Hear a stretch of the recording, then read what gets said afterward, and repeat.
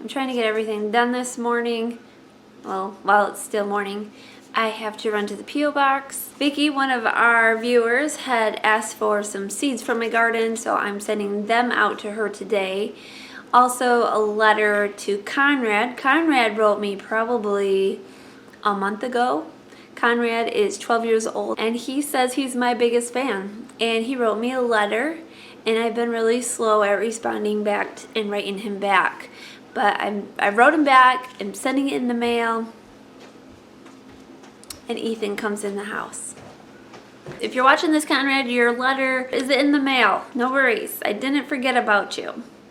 Also, one more thing, Mackenzie, probably shortly after her birthday, Mackenzie got a package in the mail for her birthday.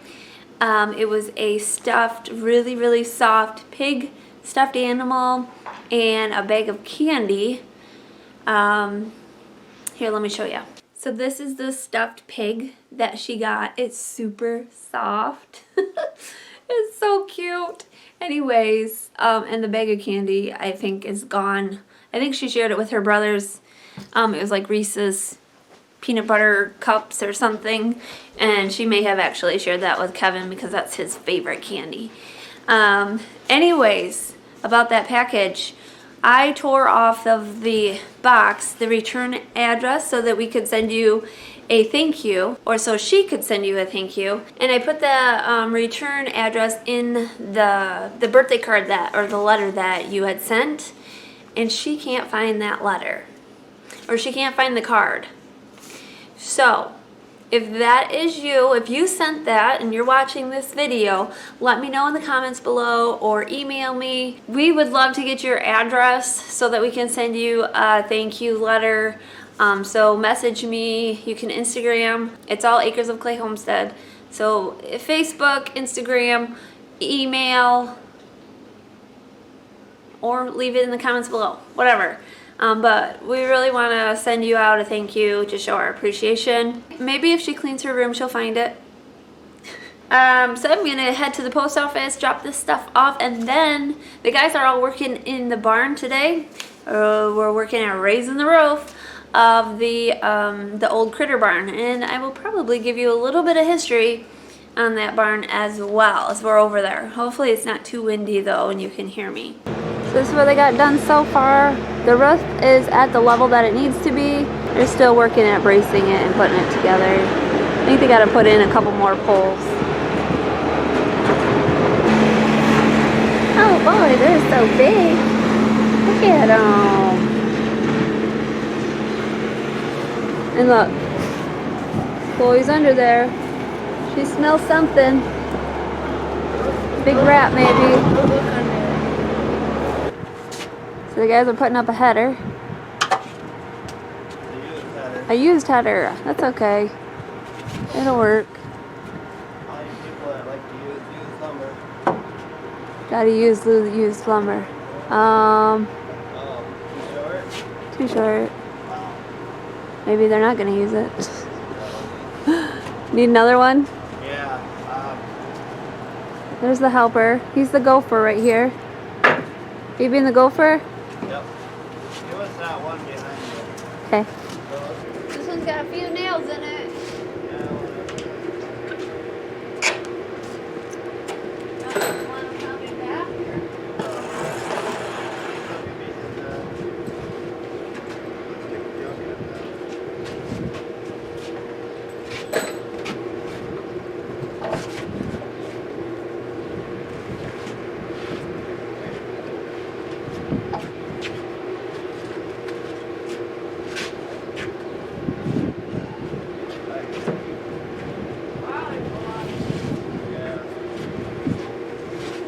So a little bit of history about this barn that they're fixing up, if you can hear me through the wind. Originally in the early 1800s there was a milk house right here that had a well and a vat, and when they milked cows down in the old hip roof barn, they would carry the milk in milk cans up here and pour it in the vat, and it would cool that way. So when they were jackhammering the cement out here, they came across some of the old foundation of that milk house. It was a stone foundation, and so they hit that, but the original barn here that you see that they're remodeling, that was built in the 70s. I think right around the time Kevin was, maybe when Kevin was a baby. I don't really even know. I don't even know if he knows. So his dad built this barn in the 70s.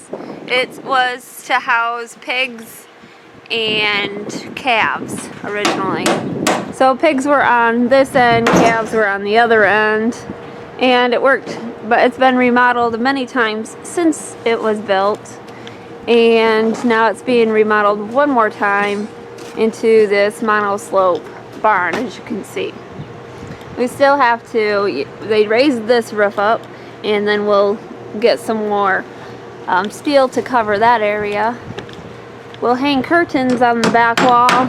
So this end is solid steel, and this end here will have openings because you got to be able to get in and out for cleaning. 300-year-old book. 300 years old? Probably older. How do you know that? I don't know. Where did this brick come from? That breaks from the old barn. There? Oh, is that the part of the foundation of the milk house?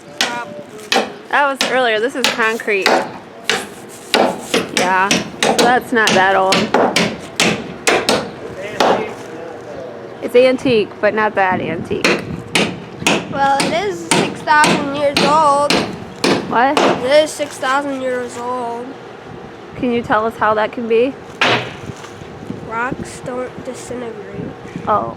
So this area is a drive-through feed alley. Right now we have a feed alley. It's temporary because we gotta pour a curb here in order to make it a real feed bunk.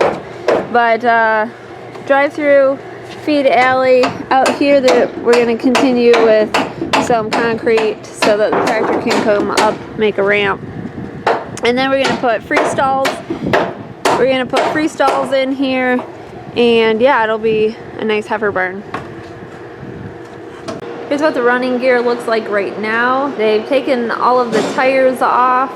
Kevin repainted each of the rims because they were kind of rusty looking. These tires are actually airplane tires. They're 30 ply, and they're extremely heavy, and they're extremely expensive to replace. But if Kevin knocks one over, you can't pick it up by yourself. It takes two people to pick up, but yeah, they're 30 ply tires, so in order to replace them, you got to pull them apart. It's a split rim. So there's many reasons why we're not keeping it. There you go. Many reasons why we're not keeping this running gear. We really don't have a need for it. I know a lot of people said that we could make a wagon out of it, but I don't like wagons. Kevin's kind of partial. We're gonna clean this up. It's still pretty dirty from the ride home. This wagon's actually adjustable, so I don't know if it's spread out all the way, but you can make it shorter or longer, whatever length you need it. But yeah, we're going to clean this all up, put the tires back on, and put that up for sale again. The wagon box is still sitting here, which means we haven't really done anything with it, so I can't show you what we're gonna do with it yet. So you have to stay tuned.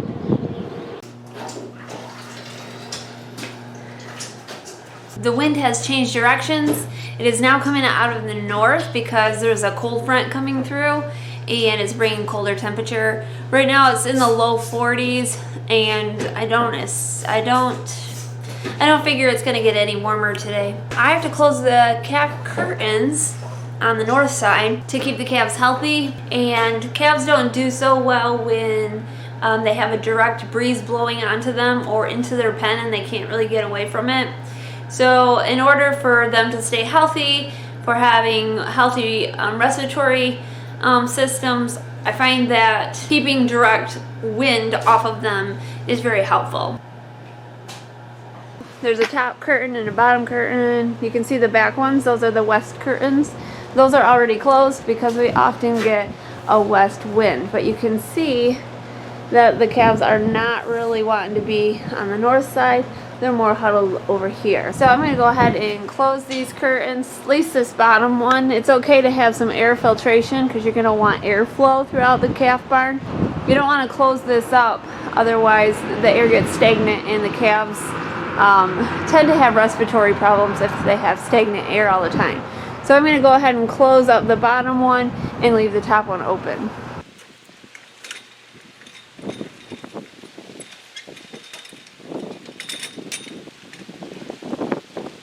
Alright, so I ended up closing the top curtain part of the way. You can see this open just a little bit because it was still quite breezy in here, and we don't want a direct breeze to be on the calves. That's not healthy for them. So there's still airflow movement, but it's not direct breeze, and I think the calves will be warmer and happier now.